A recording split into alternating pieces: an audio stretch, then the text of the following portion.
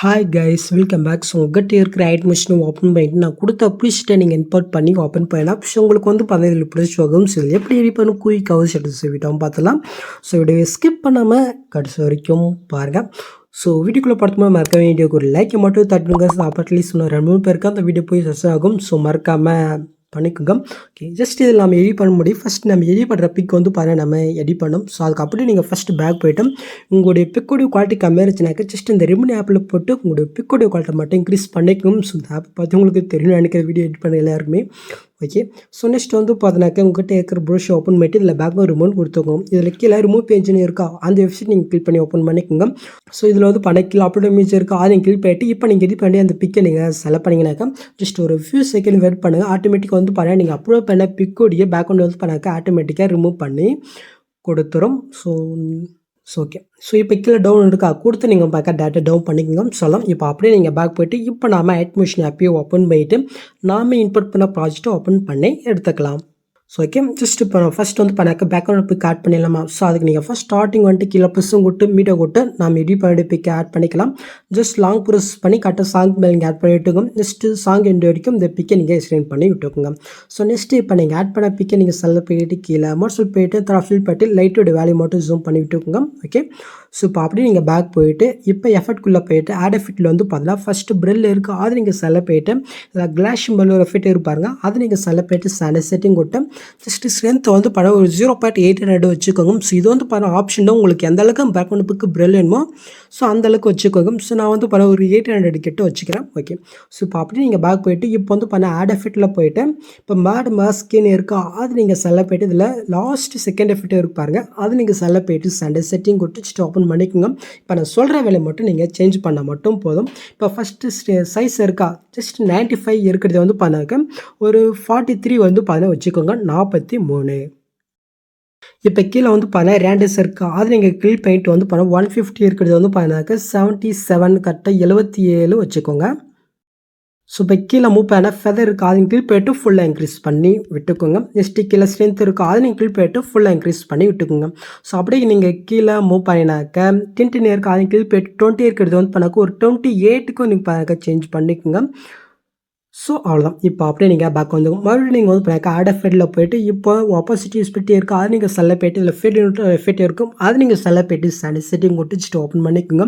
So இப்போ in out ரெண்டுத்தையும் வந்து பண்ணாக்க 0.30 செகண்டுக்கு ரெண்டுத்தையும் நீங்கள் சேஞ்ச் பண்ணி விட்டுக்கோங்க சொல்கிறோம்.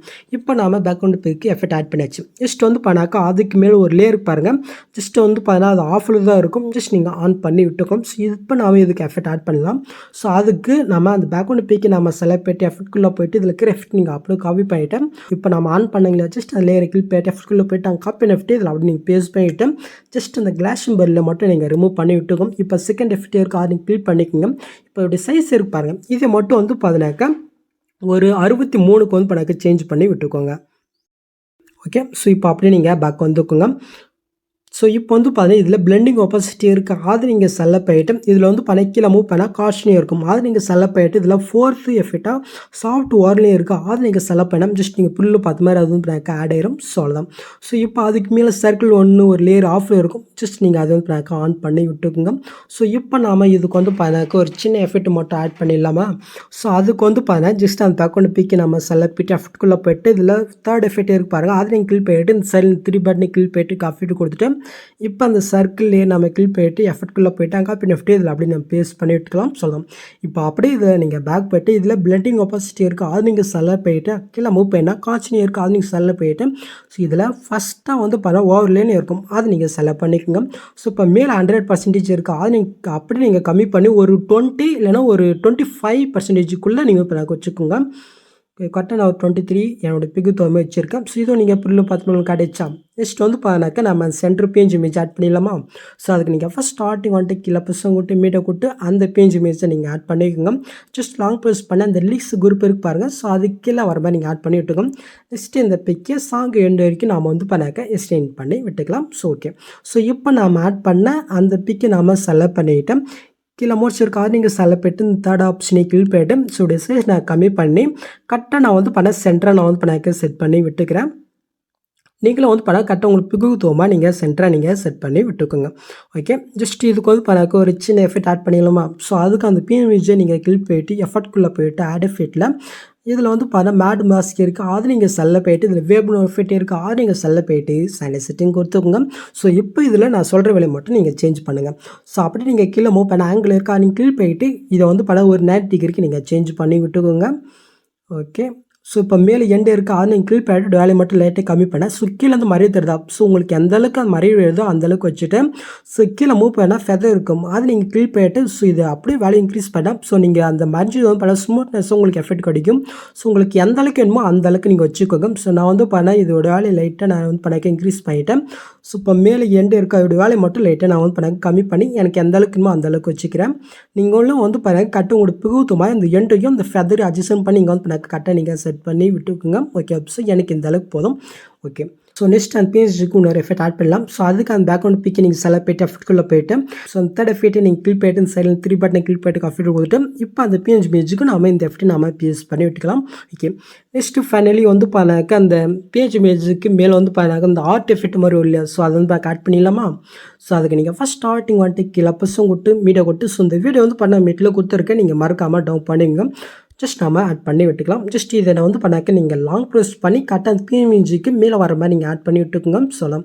ஸோ இந்த வீடியோ வந்து பண்ணாக்க சாங் எண்டு வரைக்கும் எல்லாம் இருக்காது, கொஞ்சம் கம்மியாக தான் இருக்கும். ஸோ அது எப்படி நீங்கள் அசைன் பண்ணாக்க ஜஸ்ட் நீங்கள் லாஸ்ட்டுக்கு போயிட்டு அந்த வீடியோ நீங்கள் செலக்ட் போயிட்டு இந்த ஸ்பீடை யூஸ் பண்ணி இந்த ஆப்ஷன் பண்ணால் அது வந்து பண்ணாக்க லாஸ்ட் இருக்கும் எஸ் நேரம். ஓகே, நெக்ஸ்ட்டு அந்த வீடியோ நீங்கள் செலக்ட் போயிட்டு எஃபெக்ட்குள்ளே போயிட்டு முன்ன நாம் காப்பி பண்ண எஃபெக்ட் இதுலேயும் நீங்கள் பேஸ்ட் பண்ணி விட்டுக்கோங்க. ஓகே, ஸோ இப்போ நாம் ஆட் பண்ண அந்த வீடியோ நம்ம செலக்ட் போயிட்டு பிளெண்டிங் ஆப்போசிட்டி இருக்குது, அது நீங்கள் செல்ல போயிட்டு லைட்டில் ஸ்கிரீன் கோட்னா ஜஸ்ட் வந்து பண்ணாக்க இது அப்படியே ஆட் ஆயிரும் சொல்லலாம்.